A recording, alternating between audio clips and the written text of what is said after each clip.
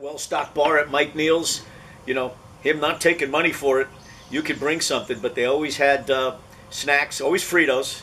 Mike's in love with Fritos.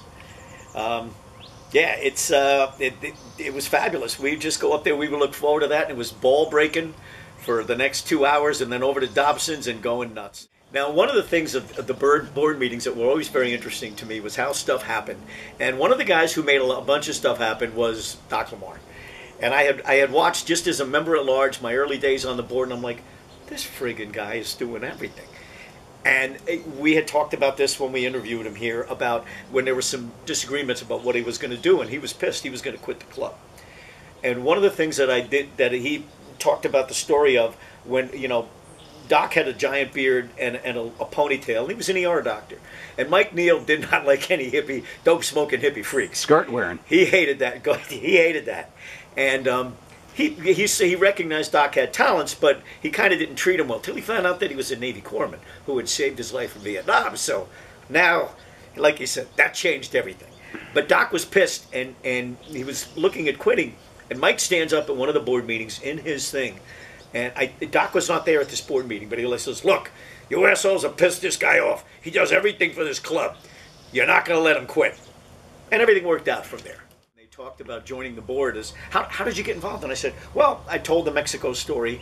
And then Tim Adler goes, that's bullshit. I recommended you for the board. I said, no, it was Frank. Because he called me. I said, I strictly remember that, walking down the street and talking to him. And then Dave Harrison goes, you're full of shit, Tim. I recommended him for the board. It's all this. So it's like, I'm everyone's. You're probably drinking together and all went, yeah, that's a great idea. I'm everyone's but no one's. I can remember one particular board meeting that was very interesting to me, because it was at Bob Harrison's office after he had left Neil DeMott, LGBTQ, LMNOP, whoever else is on that shingle, and gone to Wilson Iser, I think it's pronounced. He had the board meeting at his boardroom, and we're in there, and we brought in the Irish Council, who was attached to Los Angeles, who agreed to come to the meeting and speak to us. So he went through and talked about the different things that were going on in Ireland. And then the subject came up, you have a question, because there's been a lot of debate. Part of the club was just out of their mind about people wearing kilts, and they were mad. Some were like, screw that, that's an Irish tradition. So we asked him, are kilts Scottish? And he goes, actually, kilts were invented in Ireland, and the Scots borrowed them from us, which pissed off a bunch of the anti-kilt people. But I'm not a kilt guy, but I thought it was amusing, because at that point there was those people that were like, but never mind. And that was the end of that argument. They've been accepted ever since.